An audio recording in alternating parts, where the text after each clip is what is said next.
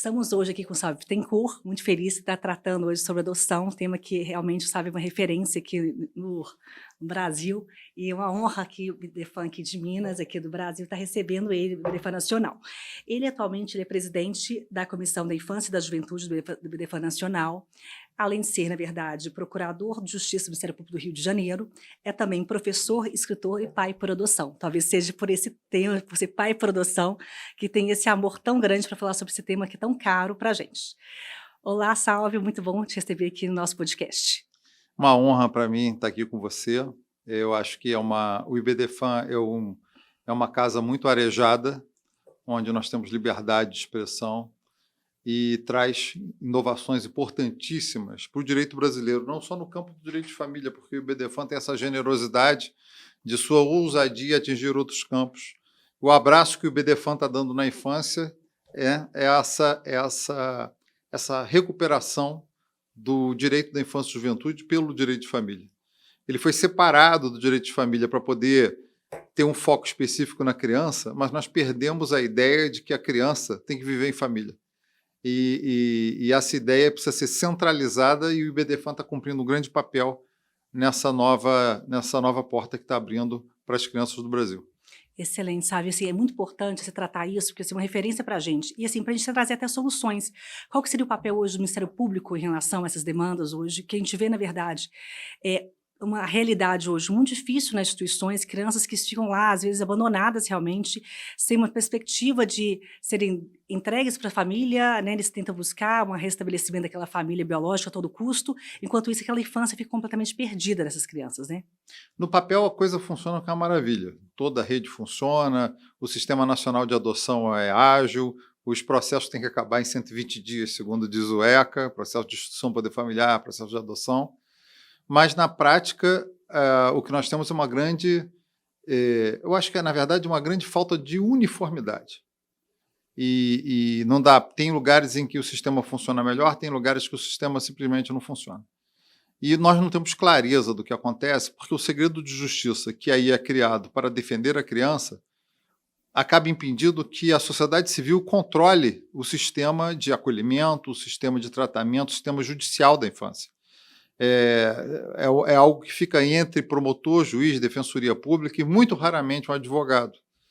Então, todos os lugares onde há mais advogados, há mais controle, porque o advogado briga pelos interesses do cliente enfim, o advogado tem esse papel democrático de controle das instituições públicas.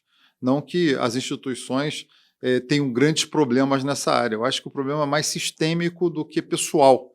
Mas o advogado faz uma grande diferença e é uma pena que os advogados não se interessem tanto para a área da infância. A área da infância ela é mais gratuita, ela é mais... a infância protetiva ela se dá no campo da pobreza, então não há um atrativo muito claro no início de carreira dos advogados. Mas eu acho que o IBDFan vai mudar essa realidade, mostrando a importância social desse trabalho e abrindo um campo novo para a advocacia. Não, essa importância social é importantíssima, até para a gente, é importante você falar isso, para os advogados olharem também para essas demandas, né? Hoje a gente discute muito sobre adoção dirigida, né? O senhor é favorável à adoção dirigida, assim, para tentar, na verdade, tirar um pouco essas crianças da industrialização? Olha, o que acontece com a adoção é que o sistema de adoção prevê a habilitação prévia e o ingresso num sistema nacional onde haverá um casamento entre criança e pretendente a partir do perfil que o pretendente estipulou. E as pessoas, então, estão esperando na fila. O problema dessa adoção in tutto personam, da adoção dirigida, de certa forma, rompe esse sistema e acaba bagunçando um pouco o que estava tentando ser organizado.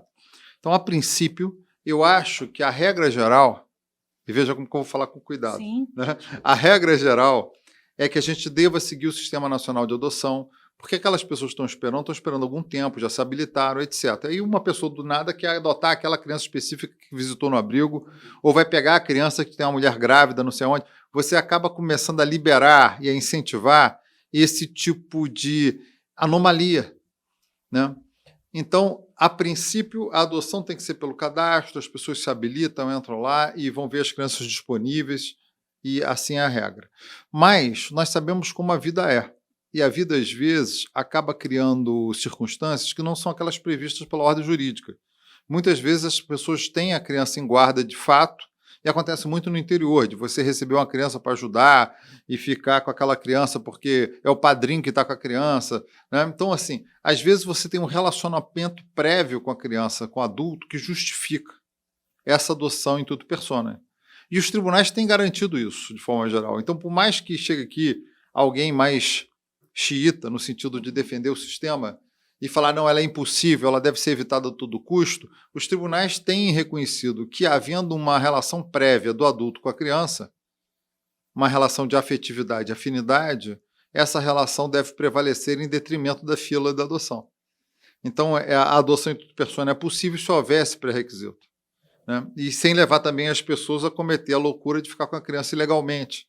Não é para isso que o sistema está funcionando. Mas a gente considera que é mais ou menos compatível com a legalidade o fato da mãe ter entregue a criança para alguém cuidar durante o período e essa pessoa se afeiçoar, a mãe não ter mais interesse naquela maternidade, e isso se transformar numa adoção de uma pessoa que já tem contato com a criança, com a confiança da mãe que tinha.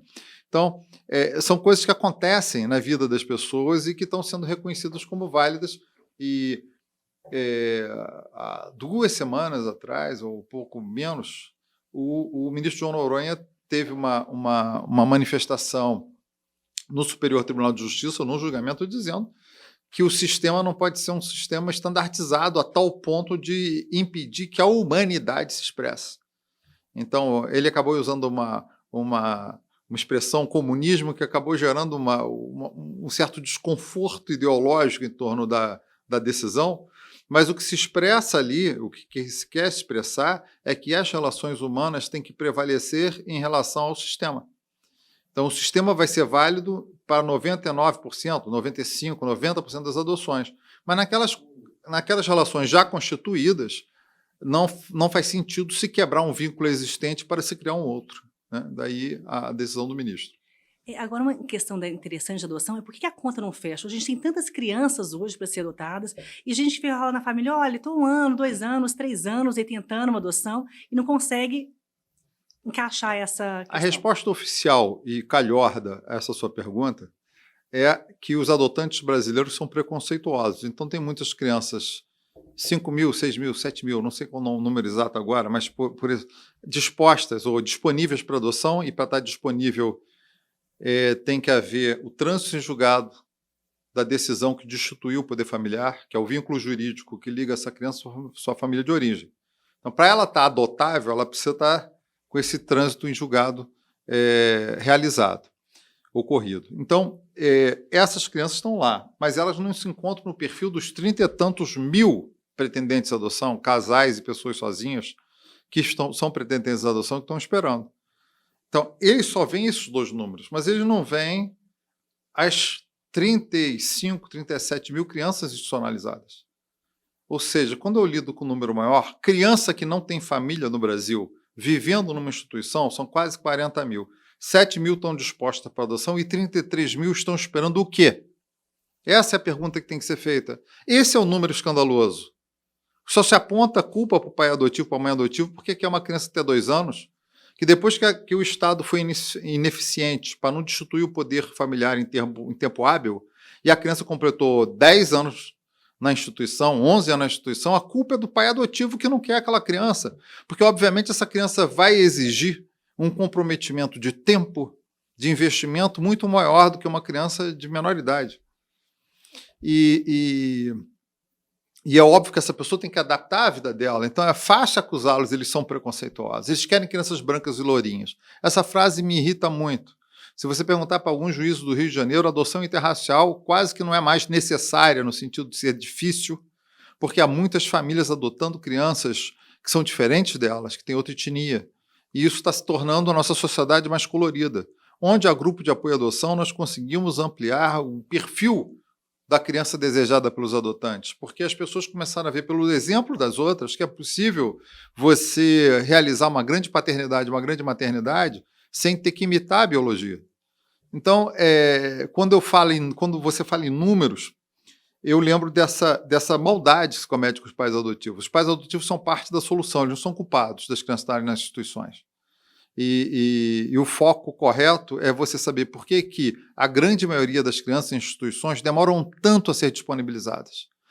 Quantas tentativas de reintegrações familiares são frustradas, porque elas não aparecem na mídia. E nós não ficamos sabendo dela. Até para se criar uma probabilidade de sucesso dessas reintegrações, para não se tentar a aventura só porque as pessoas são pais biológicos. Porque isso é biologismo.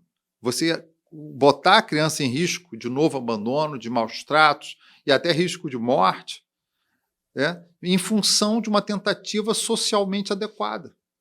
E aí, sobre isso que nós estamos falando, criança não é de esquerda, de direita, criança é criança. Criança precisa de família, precisa de amor. É isso que é mais importante. Agora, assim, como que o senhor vê uma solução para uma situação dessa? Porque essas 33 mil crianças estão ali. Eu falo assim, como se fosse no limbo, elas não estão destituídas do poder familiar, mas fica a critério de um poder judiciário ali que... Eu falo poder judiciário, que eu falo assim, uma estrutura, É o sistema. um sistema, na verdade, que não agiliza isso, a demora é muito grande para tudo. Então, como que a gente poderia tentar resolver isso de uma forma mais eficaz, né? Eu acho que toda criança institucionalizada tinha que ter um inquérito civil no Ministério Público para saber por que ela está lá.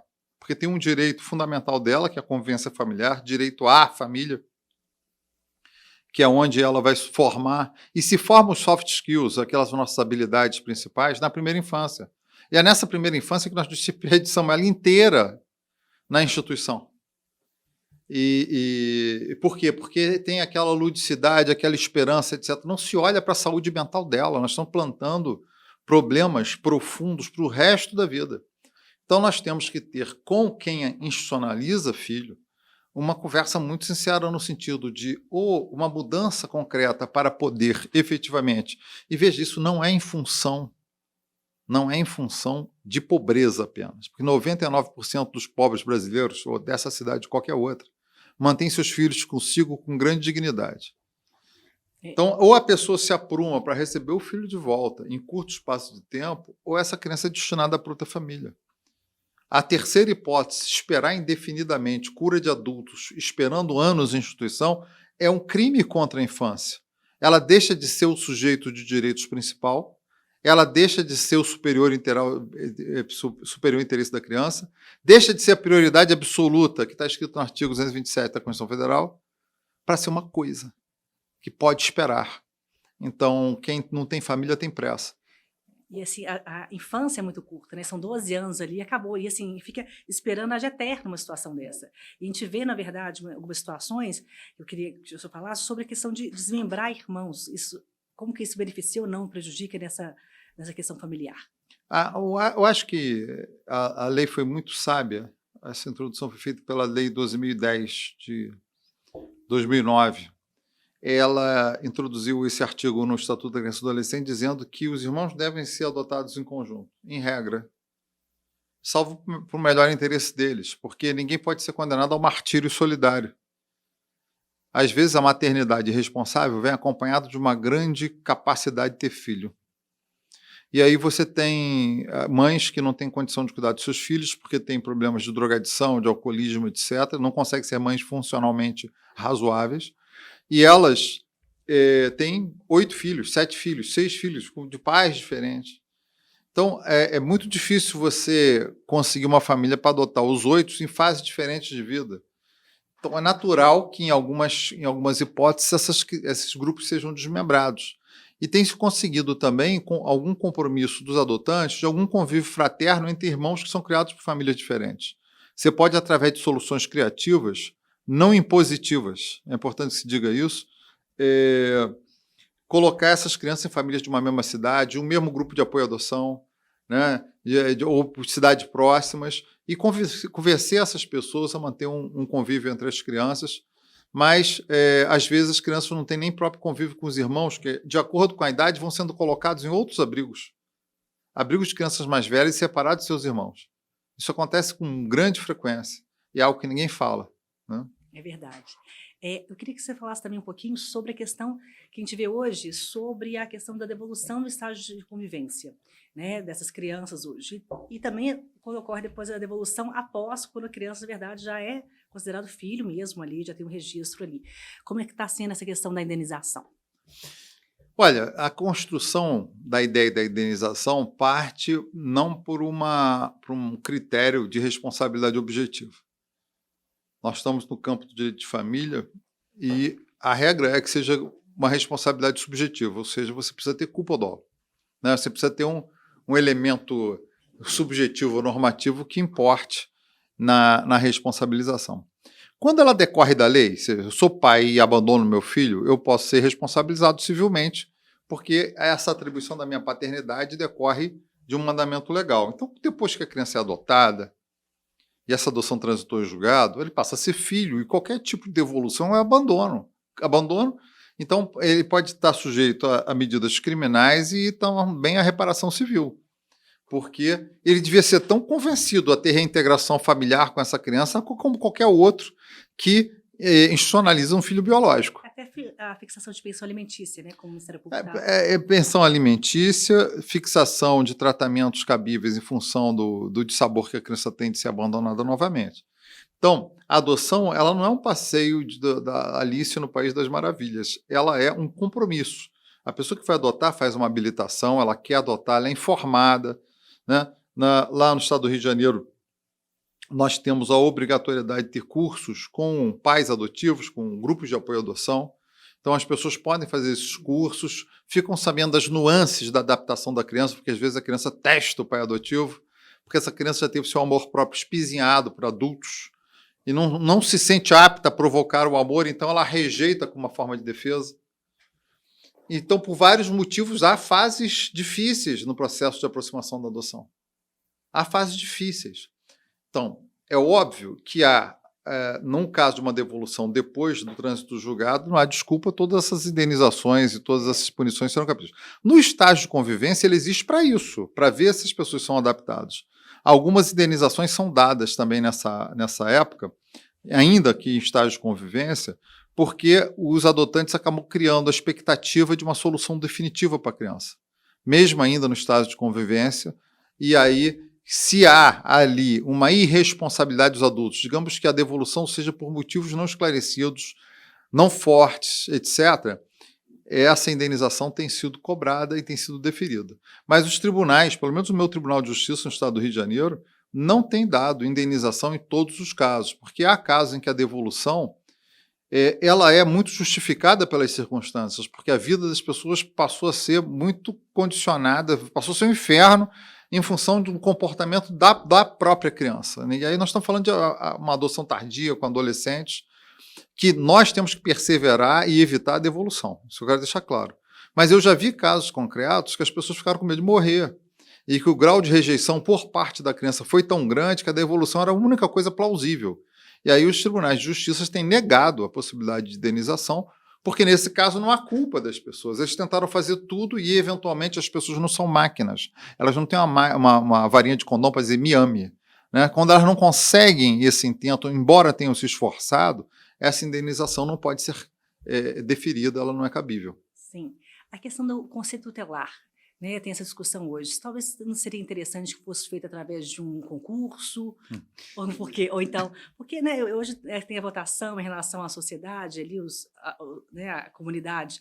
Então, é muito questionada essa questão, porque é um instituto importante ali nesse procedimento de adoção também. O Conselho Tutelar é um agente político de extrema importância, que tem que ser bem remunerado, bem preparado e com estrutura suficiente para trabalhar. É a ponta do sistema, como também a Secretaria de Assistência Social do município é a ponta do sistema. Mas a questão da eleição tem dois problemas. Uma coisa é se a eleição se é concurso público, né? Foi feita uma opção para a eleição, mas essa eleição hoje ela não é representativa, porque o número de pessoas que votam é muito pequeno. É uma eleição à parte, ela é controlada pelo Ministério Público, ela não é agregada ao calendário político. Então, a população, praticamente, quem vota no Conselho Tutelar são as pessoas que têm alguma relação com a área da infância, né? O cidadão comum, às vezes, nem sabe que tem essa eleição, a gente não consegue essa capilaridade e aumentar esse número. Eu acho que o pior problema não é ser eleição ou concurso, pode ser até eletivo, né? Eu gosto muito do concurso público, mas essa é a formação de quem passou por concurso público a vida inteira, quem lutou para que o concurso público fosse uma regra no país, né? Eu acho que o concurso público tem critérios técnicos, né, definitivos. Mas vejo com bons olhos também que a ideia de eleição seja pautada no Brasil em alguns cargos, e nesse caso foi escolhido. Mas o problema da eleição do Conselho Tutelar não é ser eleição, é ser uma eleição sem representatividade popular, o que tira o benefício de ter um cargo eletivo, né? E isso, o fato de ser eleição também tem outro efeito colateral, porque transforma em muitos lugares o Conselho Tutelar como o início de uma carreira política, quando, na verdade, a atividade é uma atividade técnica. Sim. Então, eu fico dividido, sabe? Essa pergunta sua me deixou em cima do muro. Eu fico dividido sobre se o concurso público não seria melhor. Eu sou muito fã do concurso público. Agora, para ser eleição, eu gostaria que essa eleição ou se juntasse ao calendário político, e se assume, a eleição se faz nessa data, se aproveita toda a estrutura e põe o povo inteiro para votar no Conselho Tutelar, para saber que ele existe, dá visibilidade à causa da criança, né? Ou se arruma um jeito de popularizar essa eleição, que é algo muito mais difícil de fazer. Isso é verdade. Uma outra coisa que é importante, como que seria interessante, assim, logicamente, protegendo a criança, de uma forma de divulgar mais a adoção, né, de esse processo hoje ser um pouco menos burocrático, para que as pessoas tivessem mais... Todo mundo fala assim, a adoção é tão burocrático, fico 2 anos, 3 anos, você explicou já em relação a isso. Existiria alguma forma da gente tentar viabilizar isso de uma forma mais prática, para que aquelas crianças ficassem um tempo menor, na verdade, nessas instituições, porque realmente é o tempo ali perdido, e que esse procedimento assim, fosse mais célere, em todos os sentidos? A lei tem diminuído o prazo, tem essa preocupação, mas o que acontece concretamente é a cultura das pessoas. As pessoas têm a cultura biologista. Então, a preocupação é assim, vitimizar a família e transformar a família de origem na grande vítima social, e muitas vezes é a minha, mas em nome da recuperação dessa família, se prefere perder a infância da criança. E isso é inconstitucional, porque nós precisamos, na divisão de interesses, preferir o interesse da criança e atendê-lo urgentemente. Então, eu acho que falta engajamento das instituições nessa verdade concreta que está demorando. O segredo de justiça que lá está para defender a criança acaba não permitindo que tenhamos um senso mais crítico da atuação dos profissionais que estão envolvidos com o processo. E é necessário que a sociedade civil desenvolva algum tipo de mecanismo para ver como é que é a institucionalização, como que funciona o abrigo, como que funciona o controle, o procedimento de acompanhamento da institucionalização, o PIA, né? Como que funciona o Ministério Público, como foram os pareceres, como funciona o magistrado, como funciona a audiência concentrada. A sociedade civil não vê, só vê quem é da instituição, porque o segredo de justiça está lá para proteger a criança, mas às vezes desprotege a criança, porque esconde um sistema que funciona mal. E nós precisamos jogar luz no problema. Então, eu acho que esse segredo de justiça hoje precisa ser repensado. Se não for abrir para todo mundo, pelo menos ter formas de participação da sociedade civil crítica. É importantíssimo eu falar isso.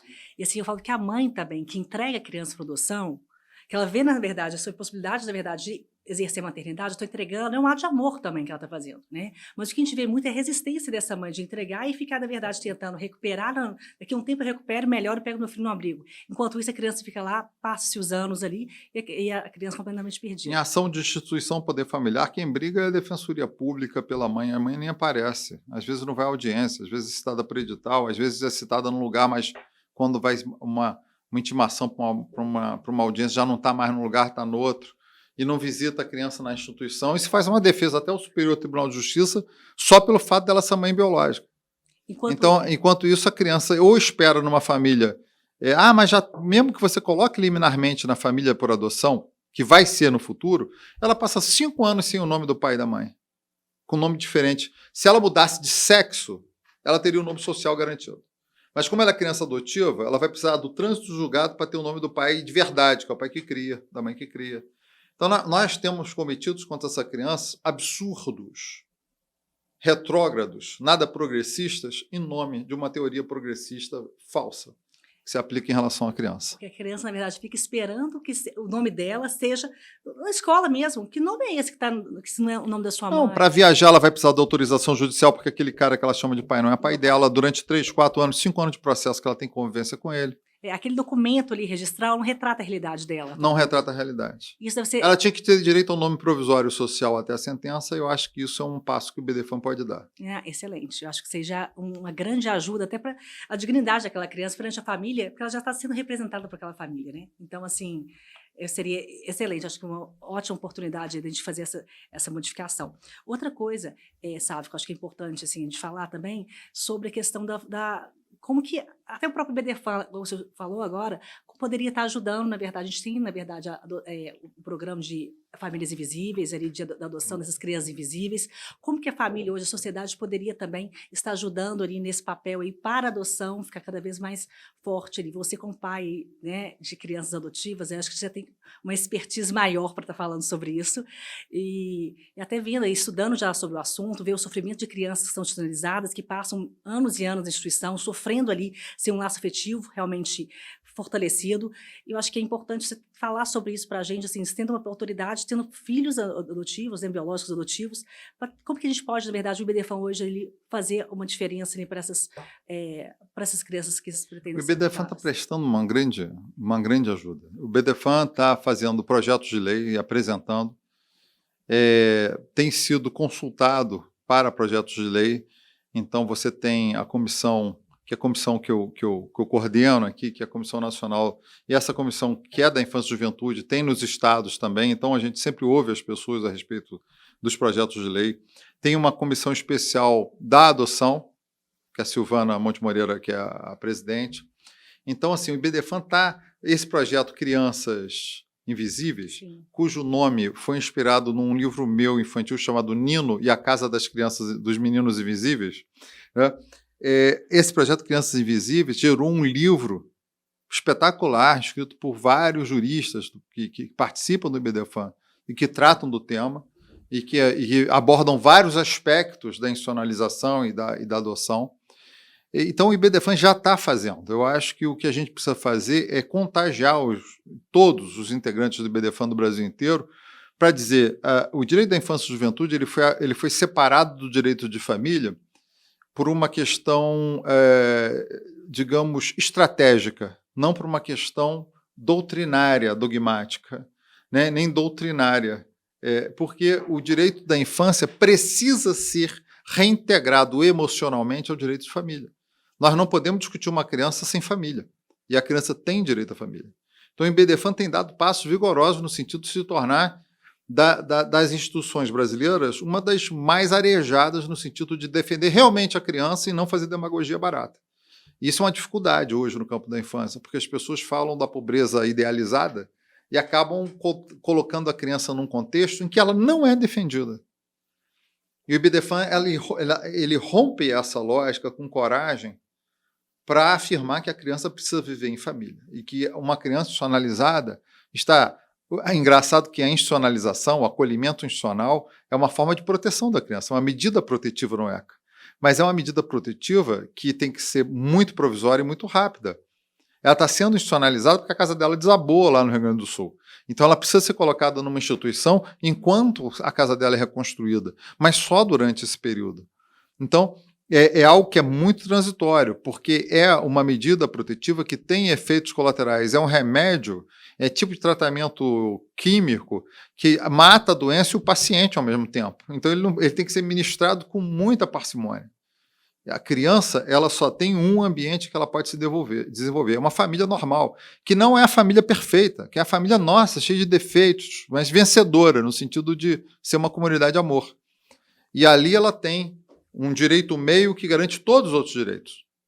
Sem esse direito meio, ela não tem nenhum dos outros direitos completamente garantido. Então, essa proteção física que ela tem na instituição não protege ela mentalmente. E isso precisa ser dito com todas as letras, e o IBDFAM tem tido essa coragem. Não, maravilhoso, né? Você está como presidente dessa comissão, você está brilhando ali, excelente, sabe? Eu acho que esse podcast foi muito bacana, muito esclarecedor ali para todos os BD-irmãos aí que estão escutando a gente, está vendo a gente também pelo YouTube. Eu acho que vale muito a pena esse tema ser sempre falado, relembrado, discutido, e o senhor colocou de forma muito pontual a questão das críticas e como pode ser, na verdade, melhorada essas questões todas que a gente tem ainda à distância, muito distante, a prática ali, né, da legislação hoje, né? A legislação é linda, né? Como eu falo, perfeita, mas a prática a gente vê tantos defeitos ainda. Foi maravilhoso ali, eu te agradecer muito esse podcast hoje e pode fazer suas considerações finais para a gente finalizar aqui. Agradeço muito suas perguntas, me instigaram profundamente a falar, eu gosto muito do tema. E eu queria dizer para todos, Sávio Bittencourt, estou à disposição nas redes sociais para interagir sobre o tema, me interessa muito, tem uma devoção da minha própria vida, não é mais só um emprego. Então, estou à disposição para interagir com os outros, porque eu pretendo tratar disso o resto da minha vida. Maravilhoso. Então, foi muito bom, viu, gente? A gente está com o Sávio Bittencourt aqui, falando sobre um tema tão relevante, né? Ou seja, o direito de viver em família, né? Essa família afetiva, que realmente tem vários defeitos, mas é uma família que tem a probabilidade de querer amar, né? E amar cada vez mais. Eu acho que o pai e mãe, a gente adota o filho todo dia, né? Eu acho que isso é importante, você sempre falou sobre isso, que a gente tem que amar e adotar todos os dias os nossos filhos. Eu acho que todos os filhos nossos são adotivos. Inclusive os biológicos, né? Inclusive os biológicos. Então é isso. Muito obrigada, então, pela participação. Obrigado, foi um prazer. Prazer todo meu.